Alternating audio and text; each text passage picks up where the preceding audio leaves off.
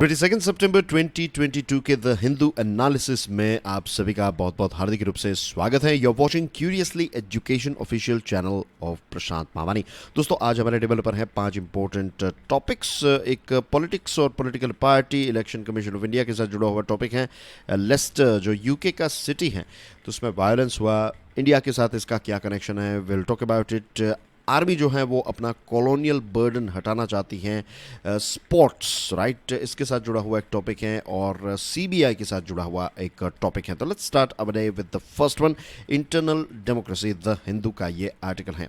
Election commission of India ने एक idea को रिजेक्ट किया है। ये आइडिया परमानेंट प्रेसिडेंट के साथ जुड़ा हुआ है। दोस्तों, जो YSRCP पार्टी है, जो आंध्र प्रदेश में पावर में है, वहाँ के चीफ मिनिस्टर का नाम है YS जगन मोहन रेड्डी। अब ये जो YSRCP पार्टी ने क्या किया, इस पार्टी ने अपने चीफ मिनिस्टर यानी कि YS जगन मोहन रेड्डी, जो वहाँ के आंध्र प्रदेश के चीफ मिनिस्टर हैं लेकिन पार्टी के भी प्रेसिडेंट हैं, तो इस पार्टी ने YS जगन मोहन रेड्डी साहब को जुलाई 2022 में प्रेसिडेंट फॉर लाइफ के तौर पर इलेक्ट कर लिया। President for life. और इस आइडिया को, ये जो परमानेंट प्रेसिडेंटशिप की बात है एक पॉलिटिकल पार्टी में, राइट, ऑफ कोर्स वो हमारे देश के परमानेंट प्रेसिडेंट की बात नहीं हो रही है। वो ऐसा भी नहीं है कि वो परमानेंट चीफ मिनिस्टर की यहाँ पर बात, ऐसी कोई चीज़ ही नहीं है। Permanent chief minister, permanent prime minister, permanent president, permanent governor, ऐसा कुछ नहीं है। लेकिन हाँ, ये जो एक परमानेंट प्रेसिडेंट हैं, ये स्पेसिफिकली जो हैं वो इस पार्टी ने स्टार्ट किया। और इलेक्शन कमीशन ऑफ इंडिया जो है, इसने कहा है कि ये स्टेप जो है ये एंटी डेमोक्रेटिक है। मीन्स इस व्यक्ति के अलावा कोई और प्रेसिडेंट ही नहीं बनेगा, तो आप डेमोक्रेटिक सेटअप में अपने इलेक्शंस लड़ते हैं और फिर जीतते हैं और फिर आपकी पार्टी पावर में आती है, लेकिन आपकी पार्टी के अंदर ही राइट जो भी पार्टी है, व्हेन से आप डोंट से कि आप यानी कि केजरीवाल के आप की बात हो रही है यहाँ पर, राइट, ऐसा कोई पॉलिटिकल, ऐसा कोई इंडिकेशन या फिर ऐसा कोई एजेंडा बिल्कुल नहीं है, राइट, ये क्लैरिफाई मैं कर दूँ।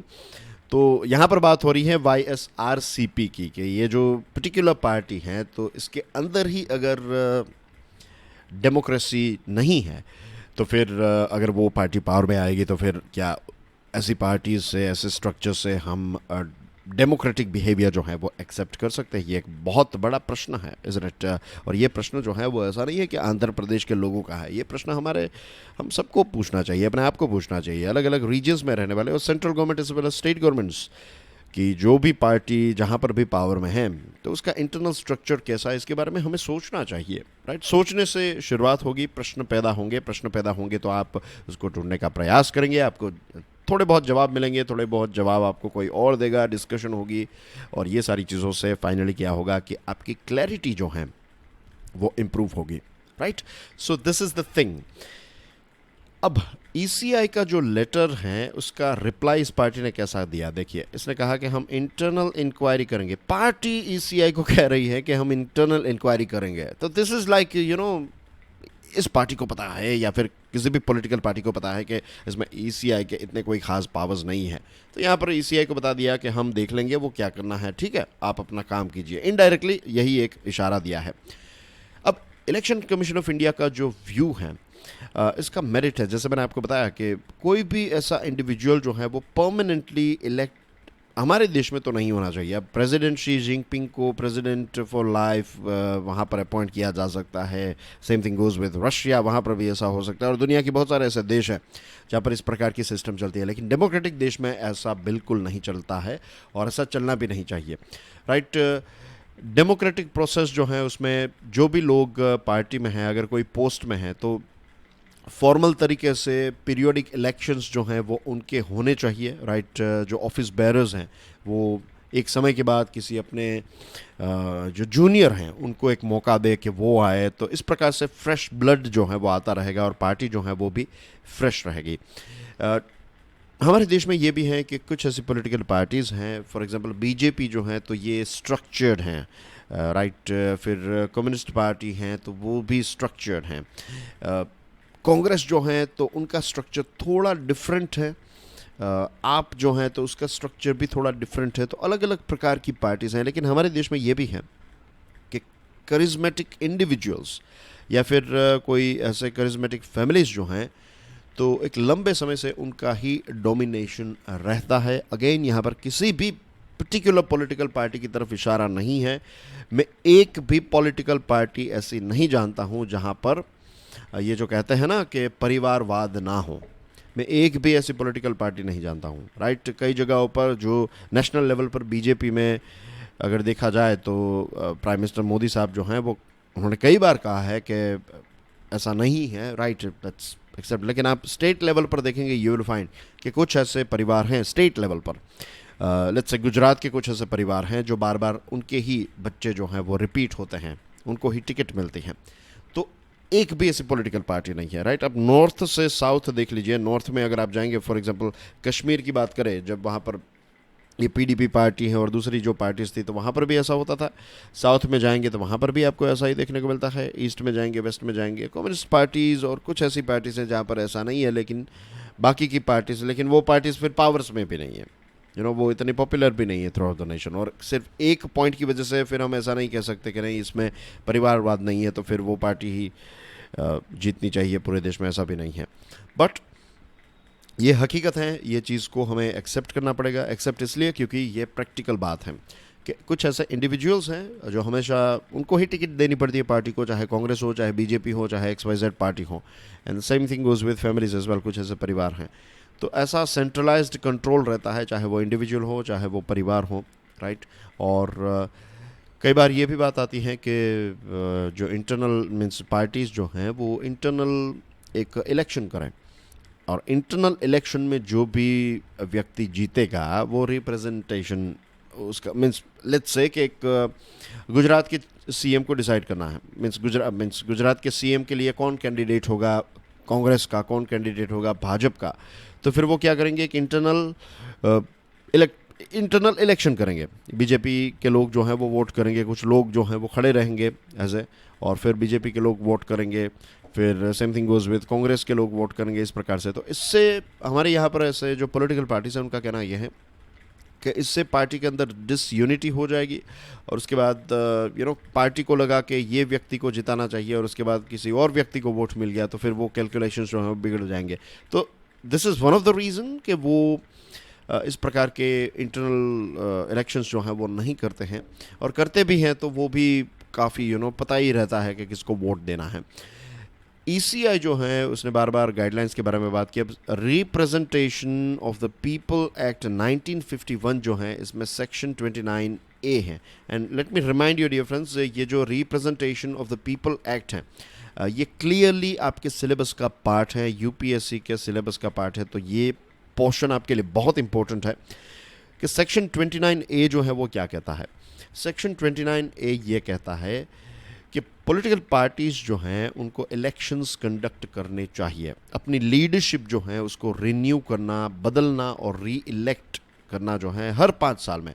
अगर कोई पर्टिकुलर पॉलिटिकल पार्टी के प्रेसिडेंट हैं तो इलेक्शंस के माध्यम से फिर या तो उनकी टर्म को रिन्यू किया जाए या उनको चेंज किया जाए। तो इस प्रकार की चीज़ें जो हैं वो होती रहनी चाहिए एज पर Representation of the People Act 1951 section 29A। लेकिन इलेक्शन कमीशन ऑफ इंडिया के पास इस चीज़ को इम्प्लीमेंट करने का पावर नहीं है, and this is the reason कि पॉलिटिकल पार्टीज़ जो हैं वो इस 29A को फॉलो नहीं करती हैं। करती भी हैं तो भी दिखावे के लिए, फॉर्मली चीज़ें चेंज होती है, लेकिन उसके बाद ऐसा कोई मीन्स रॉक सॉलिड तरीके से ऐसे कोई इलेक्शंस या फिर प्रोसेस नहीं होती है। सिर्फ दिखाने के लिए ये बदलाव जो हैं वो अलग अलग पार्टीज़ करती रहती है। तो आई होप ये चीज़ आपको समझ में आ गई होगी। इसमें भी ऐसा है कि अगर जितनी जनता अवेयर रहेगी, हम जितने अवेयर रहेंगे, उतना ही पॉलिटिकल पार्टीज़ को ज़्यादा मेहनत करनी पड़ेगी। ये बात आप समझ लीजिए। अगर हम डिमांड करने लगें तो फिर उनको पता चल जाएगा कि नहीं, अब जनता जो है वो बहुत स्मार्ट हो चुकी हैं। स्मार्ट थी ही, लेकिन और अपग्रेड होती जा रही है। अब ये करेंगे तो वो इम्प्रेस हमसे नहीं होंगे। तो ये सारी चीज़ें जो हैं वो हम डिसाइड करेंगे कि हमें कितना प्रेशर जो है वो पॉलिटिकल पार्टीज़ पर क्रिएट करना है। I hope things are clear. Now let's move on to the next one, Leicester violence. Leicester एक सिटी का नाम है, यूके का सिटी है, यूनाइटेड किंगडम में है। और 28 अगस्त को जो इंडिया पाकिस्तान का क्रिकेट मैच हुआ दुबई में, तो दुबई का मैच जो है ये तो एक ट्रिगर के तौर पर काम किया, लेकिन फिर ये लेस्टर जो हैं इस सिटी में कम्युनल ट्रबल्स होने लगे और यूके की पुलिस जो है वो उसका बेसिकली एक फेलियर यहाँ पर रहा, क्योंकि एक लंबे समय से यहाँ पर ये धीरे धीरे चीज़ें जो हैं वो नज़र आ रही थी और यहाँ पर पर्टिकुलरली हिंदू मुस्लिम डिसऑर्डर हमें देखने को मिला। हिंदू मुस्लिम से भी ज़्यादा जो हमें देखने को मिलता है यहाँ पर वो that is it's India versus Pakistan. Now the thing is के ये जो लेस्टर हैं वहाँ पर गुजरात के बहुत सारे लोग रहते हैं और इसी के साथ साथ पाकिस्तान के बहुत सारे लोग जो हैं वो यहाँ पर रहते हैं। Means second generation third generation Pakistani लोग जो हैं वो यहाँ पर रहते हैं। तो पाकिस्तानी लोगों की एक काफ़ी अच्छी पॉपुलेशन है लेस्टर में। और हाई कमीशन जो है, इंडियन हाई कमीशन जो लंदन में है, इट्स नॉट हैप्पी अबाउट के हिंदू रिलीजियस प्लेसेस और सिम्बॉल्स जो हैं इनको वेंडलाइज किया गया, इनको तोड़ा फोड़ा गया और यहाँ पर वायलेंस जो हुआ है तो इसको कंडेम किया है हमारे इंडियन हाई कमीशन ने। अब देखिए एक लंबे समय से जैसे मैंने आपको बताया कि इंटिमिडेशन, वायलेंस, ये रूमर मॉन्गरिंग, ये सारी चीज़ें जो हैं वो चल रही थी। एक लंबे समय से ऐसा लग रहा था कि नहीं कभी भी ये हो सकता है, लेकिन यूके की पुलिस जो है वो राइट टाइम पर ये एक्शन जो है वो नहीं ले पाई और क्रिकेट मैच जो है इसने ट्रिगर का एक रोल प्ले किया। अब वहाँ पर जैसे मैंने आपको बताया कि जो पाकिस्तान के लोग हैं उनकी पॉपुलेशन ज़्यादा हैं, तो वहाँ के जो पॉलिटिशियंस हैं वो क्या करते हैं कि ये जो पाकिस्तानी लोग हैं जो पॉपुलेशन है right, non residential Pakistan, I think वहाँ पर पाकिस्तान में उनको NRP कहा जाता होगा, नहीं I am not sure, but जो जैसे हम NRI कहते हैं तो वैसे जब हम कहें NRP तो ये जो पाकिस्तानी लोग हैं जो यूके में रहते हैं, लेस्टर में रहते हैं, तो उनकी पॉपुलेशन ज़्यादा होने की वजह से वहाँ के जो पॉलिटिशियंस जो हैं तो इनको, क्योंकि उनको वोट सबसे ज़्यादा किससे मिलने वाले हैं, इनसे मिलने वाले हैं, तो ये पॉलिटिकल क्लास जो है वो फिर इनको ही सपोर्ट करते हैं। और एक वहाँ पर एक स्कैंडल भी आया था। वहाँ पर एक गैंग जो है वो ऑपरेट होती हैं, इसको कहते हैं grooming gang. you'll be surprised to know this thing, grooming gang. और ग्रूमिंग गैंग में इससे पहले जो ग्रूमिंग गैंग का एक केस आया था तो उसमें पाकिस्तान के कुछ लोग जो हैं वो शामिल थे और उसमें क्या था कि जो गोरी लड़कियां हैं, वहाँ की जो ब्रिटिश लड़कियां हैं राइट, जिनको जनरली कहा जाता है वाइट गर्ल्स, तो ऐसी लड़कियां जो स्कूल जा रही हैं, लेट्स से स्कूल या फिर कॉलेज में हैं, 18 ईयर्स 19 ईयर्स की ऐसी लड़कियां, कई बार तो टीनेजर्स के साथ भी वहाँ के कुछ ये जो लोग हैं ये पाकिस्तान ओरिजिन के लोग, तो वो इन लड़कियों को फंसाते हैं, अच्छी गाड़ियों में घूमने के लिए ले जाते हैं, क्लबिंग में ले जाते हैं, थिंग्स लाइक दैट, और उसके बाद उनको सेक्सुअली अब्यूज़ किया जाता है और फिर उनको ऐसे ही छोड़ दिया जाता है। तो इस प्रकार की ग्रूमिंग गैंग जो है वो काफ़ी चर्चा में रही थी। It was a very current burning issue. कुछ सालों पहले बहुत ऐसे और बहुत सारे शहरों में ऐसा हो रहा था। अब क्या आ रहा है कि यही ऐसी ही गैंग्स जो हैं वो अब सिख लड़कियां जो हैं राइट, तो उनको टारगेट कर रहे हैं और उनके साथ इस प्रकार की चीज़ें जो हैं वो हो रही हैं। ऐसा वहाँ के अगर न्यूज़ पढ़ेंगे तो ये चीज़ें जो हैं वो काफ़ी आ रही हैं। और यहाँ पर अगेन पाकिस्तान के और पाकिस्तान ओरिजिन वाले लोग जो हैं वो ऐसी चीज़ जो है वो कर रहे हैं। तो अब क्यों ये कर रहे हैं, क्या कोई उनको सपोर्ट कर रहा है, क्या मेंटालिटी है इसके पीछे राइट, क्या इनको ब्रेन वॉश किया गया है और ये एक अलग प्रकार का जो रिवेंज है वो ले रहे हैं, क्या है इसके डीप रूट तक यूके की पुलिस को जाने की ज़रूरत है। और इस प्रकार के क्लैशेस जो हैं वो ना हो, इसके लिए जो देखिए ऐसा नहीं है कि वहाँ पर रहने वाले सारे पाकिस्तानी और वहाँ पर रहने वाले सारे इंडियंस जो हैं वो एक दूसरे को नफ़रत करते, इट्स नॉट लाइक दैट। बहुत सारे ऐसे NRIs वहाँ पर जो रहते हैं, यहाँ पर मैं लेस्टर की ही बात कर रहा हूँ, तो वहाँ के बहुत सारे NRI और NRPs जो हैं तो उन्होंने ऐसे मैसेजेस दिए और कहा कि ऐसा कम्युनल वायलेंस और इस प्रकार की चीज़ें जो हैं इससे कोई फ़ायदा नहीं होगा। तो ऐसे स्टेटमेंट्स भी आए हैं। लेकिन इस प्रकार का जब माहौल होता है तब ऐसे स्टेटमेंट्स को कौन सुनता है राइट। ये लोग जो हैं वो लड़ने झगड़ने पर जब उतर आए, जब खून सवार हो गया है, तो फिर उनका लॉजिक थोड़ी काम करेगा। लेकिन अब कुछ लोगों को अरेस्ट किया गया है यूके पुलिस के द्वारा, लेकिन ये चीज़ फिर से ना हो, इसके लिए ऑफ कोर्स दोनों देशों की जो सरकार हैं, यानी कि जो हाई कमीशन की ऑफिसेज हैं, तो इसके साथ साथ जो वहाँ के कुछ इन्फ्लुएंशियल लोग हैं, पॉलिटिक्स के साथ जुड़े हुए हैं, रिलीजियस लीडर्स हैं, कुछ ऐसे सेंसिबल लोग हैं, तो उनको मिलाकर एक दोनों के बीच में, एनआरआईज और एनआरपीज के बीच में जो है वो ये गैप ना हो और ऐसे लड़ाई झगड़े ना हो, इस चीज़ को लेकर कुछ ऐसा एक ब्रिज बनाने की ज़रूरत है कि इस प्रकार की चीज़ें जो है वो नहीं होनी चाहिए। क्योंकि यहाँ पर फाइनली जीत कौन जाता है जब झगड़ा होता है? तो वे सारे लोग जो जानबूझकर दो देशों के बीच में, दो कम्युनिटीज़ के बीच में झगड़ा फैलाना चाहते हैं, तो ऐसे लोगों की जीत होती है जब इस प्रकार का वायलेंस होता है। तो जो सेंसिबल लोग हैं उनको मिलकर कुछ करना चाहिए इसके बारे में, और ये हो भी सकता है, it is achievable. Colonial burden, Tribune का ये आर्टिकल है। 75 ईयर्स ऑफ इंडिपेंडेंस, हमने देखा कि कैसे सेंट्रल गवर्नमेंट जो है वो अलग अलग कॉलोनियल पास्ट जो है, हमारा कॉलोनियल पास्ट यानी कि जो ब्रिटिश राज था हमारे देश पर, और उस समय पर बहुत सारे ऐसे ट्रेडिशंस और बहुत सारी ऐसी चीज़ें जो ब्रिटिश राज के द्वारा स्टार्ट की गई थी, अब हमारी सरकार जो है वो धीरे धीरे ये कॉलोनियल पास्ट को और गलत जो चीज़ें हैं तो उन सारी चीज़ों को हम हटाने की कोशिश जो है वो कर रहे हैं। For example, prime minister Narendra Modi साहब ने एक नया नेवल एनसाइन जो है उसको अनवेल किया, और ये मराठा किंग छत्रपति शिवाजी जो हैं तो उनसे इंस्पायर होकर इसको लिया गया, और उसी टाइम पर उन्होंने कहा था कि taken of a burden of slavery की अगर मैं बात करूं तो हाल ही में मैंने एक इंटरेस्टिंग वीडियो बनाया और इसमें इसी चीज़ का मैंने रेफरेंस भी लिया था। क्लिक हियर, एक जो आई बटन है उस पर क्लिक कीजिए and you can watch that video. बहुत ही इंपॉर्टेंट वीडियो है, इंडिया ऑस्ट्रेलिया के साथ जुड़ा हुआ वीडियो है।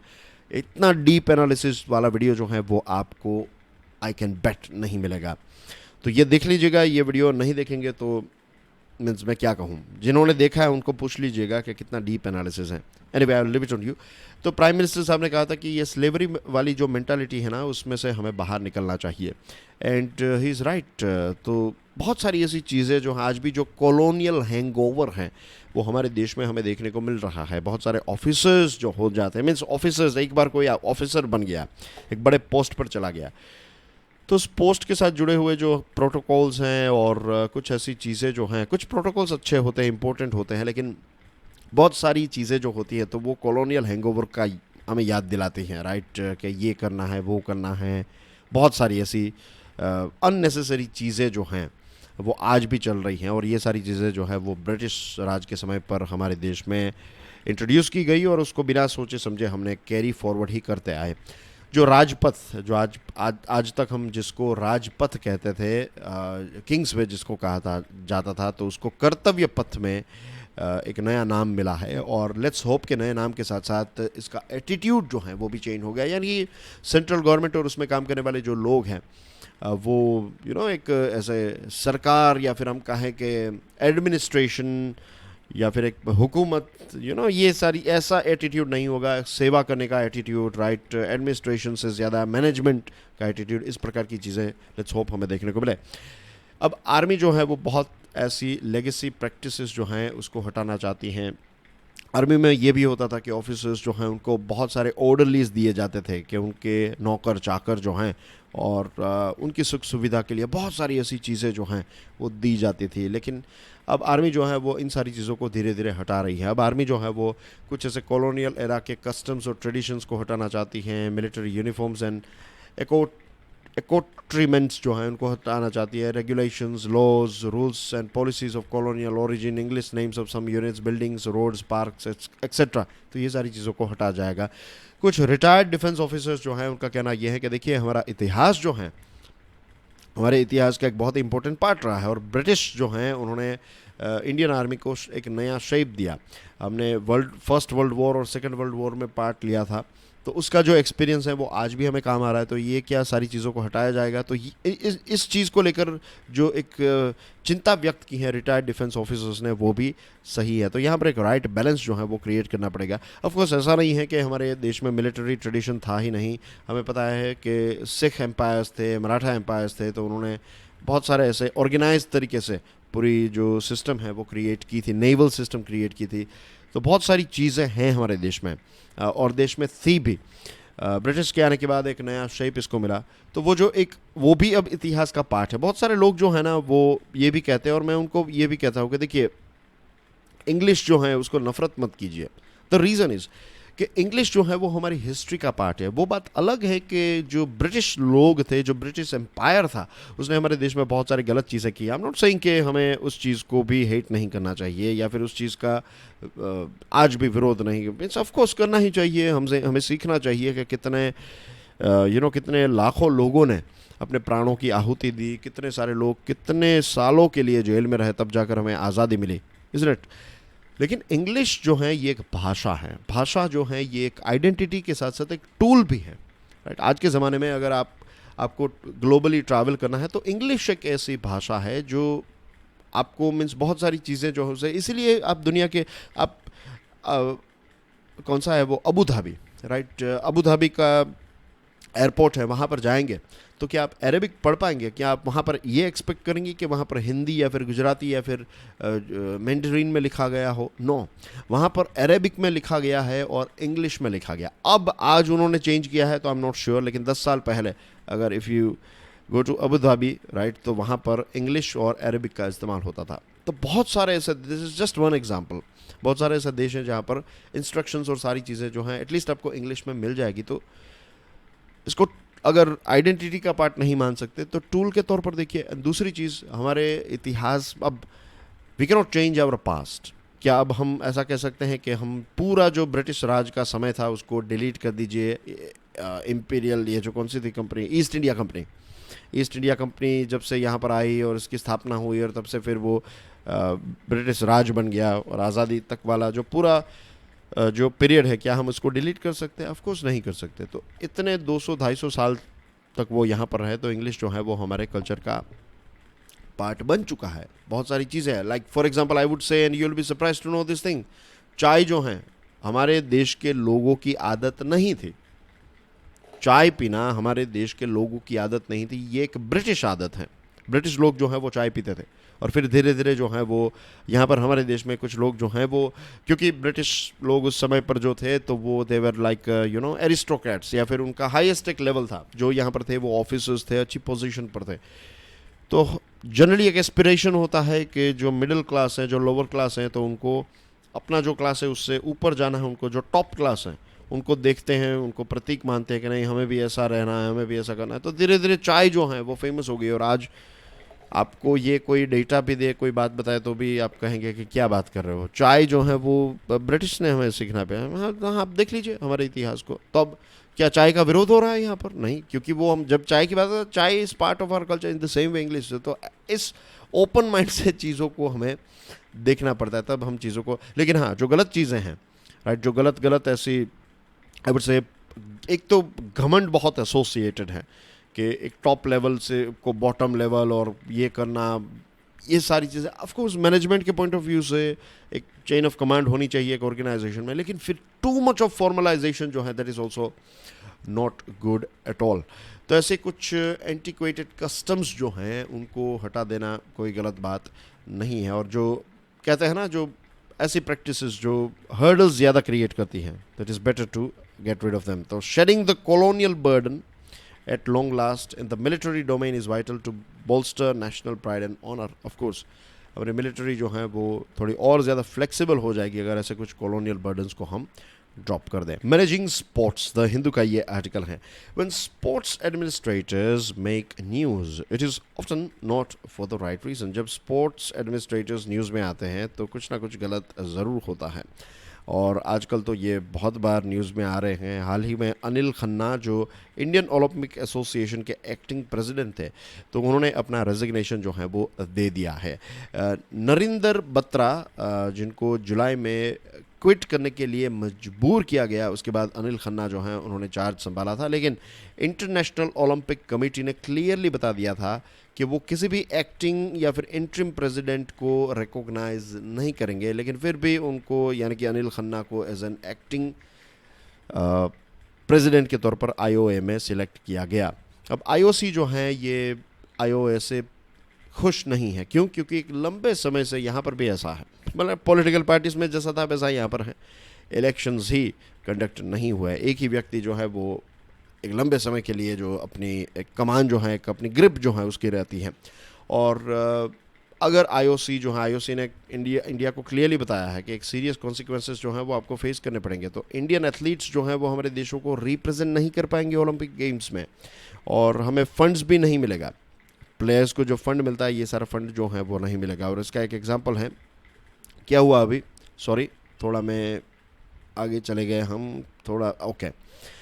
अब क्या हुआ, केरला की जो ये गोकुलम केरला फुटबॉल टीम है वो गई उज़्बेकिस्तान खेलने के लिए, लेकिन फिर वहाँ पर जाकर पता चला कि जो बैन होने की वजह से ये प्लेयर्स जो हैं उनको वापस आ जाना पड़ा। अब हॉकी, टेबल टेनिस, राइट, इन सारे एसोसिएशंस को देखेंगे तो यहाँ पर कोर्ट अपॉइंटेड कमिटीज़ चल रही है। दिस इंडिकेट्स कि स्पोर्ट्स को लेकर भले ही नेशनल लेवल पर, टॉप लेवल पर प्राइम मिनिस्टर साहब जो हैं वो काफ़ी दिलचस्पी लेते हैं स्पोर्ट्स में, पर्सनल दिलचस्पी रहती है उनकी, राइट। वी हैव सीन कि जो हमारे टॉप प्लेयर्स हैं तो वो जब खेलने के लिए जा रहे थे तो उनको समय निकाल कर मिले, तो प्राइम मिनिस्टर जो हैं he is very encouraging person, काफ़ी मोटिवेट करते हैं इन सारे स्पोर्ट्स पर्सन को। लेकिन अनफॉर्चुनेटली देखिए, प्राइम मिनिस्टर सारी चीज़ तो नहीं कर सकता, he is also a human being. तो वो इंस्पायर कर रहे हैं, वो कोशिश कर रहे हैं, लेकिन अलग अलग लेवल पर जब हायरार्की बढ़ जाती है, राइट, जब ये चेन ऑफ कमांड जो है वो बढ़ जाती है, तो यहाँ पर कुछ गलत हो रहा है। तो क्या हो रहा है कि बहुत सारी ऐसी कमिटीज़ जो हैं वो प्रॉपर काम नहीं कर पा रही है। और national sports development code of India 2011 में इसको इंट्रोड्यूस किया गया था, लेकिन आज भी बहुत सारे ऐसे स्पोर्ट्स एडमिनिस्ट्रेशंस हैं जो national sports development code of India को एक्सेप्ट नहीं कर रहे हैं या फिर इम्प्लीमेंट नहीं कर रहे हैं। अब इसमें क्या है, इसमें यह है कि ये जो कोड है वो ये कहता है कि कोई भी ऐसा स्पोर्ट्स एडमिनिस्ट्रेशन है, कोई ऑर्गेनाइजेशन है, राइट, तो उसमें एक लिमिट होगी, जो उसके जो हेड हैं, राइट, तो उसकी टेन्योर के 2 साल के लिए, 3 साल के लिए, 5 साल के लिए आप प्रेसिडेंट बनेंगे, और एक एज लिमिट होगी, इस एज के बाद आप नहीं रहेंगे। लेकिन यहाँ पर क्या है कि कुछ ऐसे खास करके पॉलिटिशियंस जो हैं एक बार वहाँ पर पहुँच गए, उसके बाद वो कुर्सी जो है वो कभी खाली ही नहीं करते। अब ये चिंता का विषय इसलिए है क्योंकि अब हमारा देश जो है, हमारे देश के प्लेयर्स टोक्यो ओलंपिक्स में, बर्मिंघम कॉमनवेल्थ में, थॉमस कप, चेस ओलंपियाड, ये अलग अलग स्पोर्ट्स में अलग अलग लेवल पर हम डिस्प्ले करें, हम दिखा रहे हैं कि वी कैन ऑल्सो, मीन्स सिर्फ क्रिकेट नहीं, क्रिकेट के अलावा भी देश में बहुत सारा टैलेंट है, बहुत सारे लोग हैं। तो अच्छा एडमिनिस्ट्रेशन होगा, दैट मीन्स अच्छी प्रोसेस होगी, ताकि एक टैलेंटेड व्यक्ति जो है, एक जो जिस व्यक्ति के अंदर वो कैपेबिलिटी है कि वो गोल्ड जीत पाए, ब्रॉन्ज जीत पाए, सिल्वर जीत पाए, तो ऐसे लोग जो हैं उनको मौका मिले, प्लेटफॉर्म मिले, वो वहाँ तक पहुँचे, तभी तो वो जीत पाएंगे ना। तो इसके लिए चाहिए आपको सिस्टम, अच्छी सिस्टम होना बहुत ही ज़रूरी है, तभी जाकर ये system is like a lift, जो बिल्डिंग की लिफ्ट होती है वैसा है कि अगर वो एक बार प्लेयर जो है, राइट प्लेयर, अगर वो लिफ्ट में बैठ गया और अच्छी तरीके से लिफ्ट काम करेगी तो वो उसको टॉप फ्लोर तक लेकर जा सकती है, right. That's everything, let's move on to the next one. Freeing the caged parrot, Indian Express का ये बहुत इंटरेस्टिंग आर्टिकल है, और ये आर्टिकल जिसने लिखा है इसी व्यक्ति ने एक PIL फाइल की थी सुप्रीम कोर्ट में। आज से ये 30 साल पहले का एक केस है, will talk about it as well. अब सुप्रीम कोर्ट ने बार बार कहा है कि CBI जो है ये इनएफिशिएंट फंक्शनिंग कर रहा है, इसका फंक्शनिंग बराबर, ये केज्ड पैरॉट यानी कि जो कहते हैं ना पिंजरे के अंदर एक तोता, तो ये शब्द का इस्तेमाल करना पड़ा सुप्रीम कोर्ट को CBI के लिए। और वैसे हम कहते हैं कि CBI के ऊपर फिल्में बनती हैं, जब कौन सी फिल्म थी वो स्पेशल 26, और उसमें हमने देखा कि कैसे CBI का नाम पड़ता है और लोग जो हैं वो कैसे डर जाते हैं। आज भी वही एक CBI का एक जो कहते हैं हम एक परसेप्शन है कि CBI जो है उसको टॉप माना जाता है, बट आई वुड से कि बहुत सारी ऐसी चीज़ें सामने आती हैं जिसकी वजह से अनफॉर्चुनेटली जो अच्छे लोग हैं, जो अच्छे लोग CBI में काम कर रहे हैं, उनके काम के ऊपर भी पानी फिर जाता है बिकॉज ऑफ कुछ ऐसी गलत चीज़ें एक लंबे समय से होती आई है CBI और ED और हमारी टॉप एजेंसीज़ में। तो 30 साल पहले एक जैन हवाला केस जो है वो सामने आया, राइट, 30 साल, लगभग 30 साल पहले।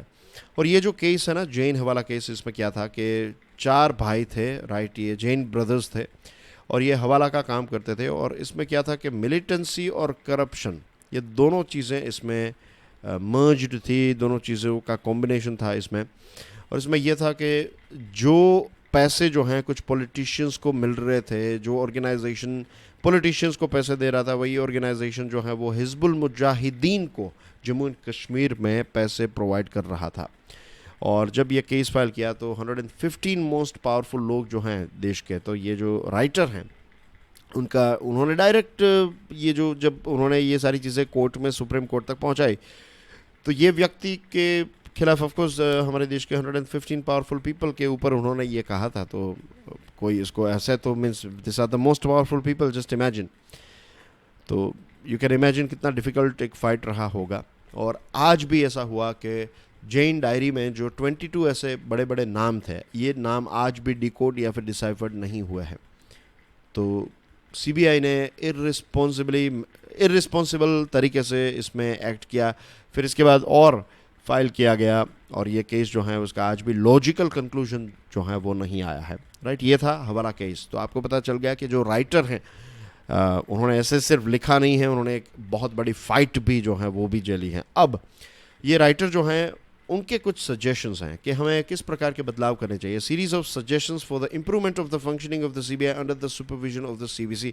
सेंट्रल विजिलेंस कमीशन के तहत सीबीआई जो है, तो सीबीआई को किस प्रकार कौन कौन से ऐसे बदलाव है जिसके करने से थोड़ा इंप्रूवमेंट हमें देखने को मिल सकता है। अच्छा, कुछ 7-8 बदलाव हैं, तो इसको हम देख लेते हैं, राइट। सीवीसी जो है, सीवीसी के 5 से 7 मेंबर्स होने चाहिए, और ये मेंबर्स का सिलेक्शन जो है ये काफ़ी ब्रॉड बेस्ड होना चाहिए। फॉर एग्जांपल एक रिटायर्ड जज होने चाहिए सुप्रीम कोर्ट के, जिनको सीजेआई और 4 सुप्रीम कोर्ट के जजेस, यानी कि कॉलेजियम जो है वो एक जज को सिलेक्ट करे, सुप्रीम कोर्ट के रिटायर्ड जज को, जो सीबीसी का पार्ट होना चाहिए। फिर एक मेंबर ऑफ पार्लियामेंट भी इसमें होना चाहिए। फिर 2 से 3 लोग जो हैं वो इंजीनियरिंग एक्सपर्टीज़ वाले होने चाहिए, यानी कि कॉमनवेल्थ वाला हो, या फिर कॉमनवेल्थ जैसे स्कैम हो, या फिर दूसरे चार्टर्ड अकाउंटेंसी वाला बैकग्राउंड वाला एक व्यक्ति हो, ताकि फाइनेंशियल स्कैम्स और ये सारी चीज़ों जो हैं उनको डीपली एनालाइज कर सकें। सीवीसी के पास एक एडवाइजरी कमेटी होनी चाहिए जिसके कम से कम 11 मेंबर्स होने चाहिए, और ये मेंबर्स क्रिमिनोलॉजिस्ट और फोरेंसिक साइंस एक्सपर्ट होने चाहिए, और इतने पावर्स होने चाहिए कि अगर सीवीसी को किसी एक्सपर्ट या फिर प्रोफेशनल की ज़रूरत है तो फिर वो उसकी सहायता मांग सके। जो सीवीसी का जुरिस्डिक्शन रहता है, जितने भी सेंट्रल गवर्नमेंट के और CP central public sector units के जो एम्प्लॉयज़ होती है सारे के सारे, तो वो सीवीसी के तहत आते हैं, उनके ऊपर इंक्वायरी करना, ये वो सारी चीज़ें, तो ये जैसा है वैसा ही रहना चाहिए। The CVC should have an adequately experienced team of to technically examine and assess the gravity of a complaint, which can then be assigned to the CBI for investigation or can be investigated by this team. एक adequately experienced team होनी चाहिए CBC के पास। अगर ऐसा लगे तो वो CBI को ये इंक्वायरी इन्वेस्टिगेशन के लिए काम जो है वो सौंपा जा सकता है, और एक बार CBC CBI को कोई काम सौंपे तो फंक्शनली और फाइनेंशियली सीबीआई जो है वो उस पर्टिकुलर केस के लिए इंडिपेंडेंट हो जाए। कोई भी मिनिस्ट्री, कोई भी डिपार्टमेंट जो है इसका कंट्रोल सीबीआई पर उस टाइम पर नहीं होना चाहिए, और सारा प्रोफेशनल सुपरविजन जो है वो सीवीसी ही करे। और सीबीआई का जो डायरेक्टर है, इसकी अपॉइंटमेंट जो है ये भी ब्रॉड बेस्ड होनी चाहिए, एंड सीबीआई जो है उसके दूसरे लोग जो हैं तो इसके ऊपर भी सुपरविजन जो है वो सीवीसी का होना चाहिए। इन सारी चीज़ों के लिए विसल ब्लोवर्स और ग्रीवियंस रिड्रेसल का और ज़्यादा मजबूत होना बहुत ही ज़रूरी है, और स्टेट लेवल पर भी, ग्रास रूट लेवल पर जब तक करप्शन नहीं जाएगा तब तक ऊपर के लेवल पर भी इतना कोई ख़ास इम्पैक्ट जो है वो नहीं आएगा। It is for the nation to demand. Again यहाँ पर वही बात है कि हम अगर डिमांड करेंगे, लोग डिमांड करेंगे, तभी एक बदलाव। क्योंकि सुप्रीम कोर्ट ने, just imagine, supreme court of India ने बार बार इस चीज़ को बताया है, लेकिन फिर भी वही एटीट्यूड से चीज़ें जो हैं वो चल रही है। अब प्रश्न ये उठता है कि who will bell the cat, कौन इसमें सुधार लाएगा, ये एक बहुत बड़ा प्रश्न है। दोस्तों, 95th एकेडमी अवार्ड्स में इंडियाज़ ऑफिशियल एंट्री एक फ़िल्म भेजी गई है for the best international feature film category. तो इसमें कौन सी फिल्म जो है वो सिलेक्ट की गई है? Newton, writing with fire, village rock stars, या फिर छेलो शो। छेलो यानी कि लास्ट, राइट, तो छेलो शो ये गुजराती वर्ड है छेलो। तो ये 4 नाम है, तो 4 नाम में से जो भी राइट हैं वो आपको बताना है। एक बहुत ही इंपॉर्टेंट क्वेश्चन है, ऐसे प्रश्न एमसीक्यू में पूछे जा सकते हैं। And share the lecture with other students. कुछ और वीडियोस भी आपको मिलेंगे, कुछ और वीडियोस ऑलरेडी लॉन्च हो चुके हैं, तो डू चेक देम आउट। बहुत ही इंपॉर्टेंट टॉपिक्स पर ही वीडियोस मैं अभी बना रहा हूँ, तो नहीं देखे हैं तो देखने लगिए। नहीं देखेंगे तो बहुत सारे टॉपिक्स जो हैं वो मीन्स 5-10 मिनट में 10-12 मिनट के अंदर आपको एक पूरा टॉपिक समझाया जाता है, तो इसको मिस मत कीजिएगा. It is very very important. That's everything. I will see you soon with some more interesting videos. God bless you all. जय हिंद.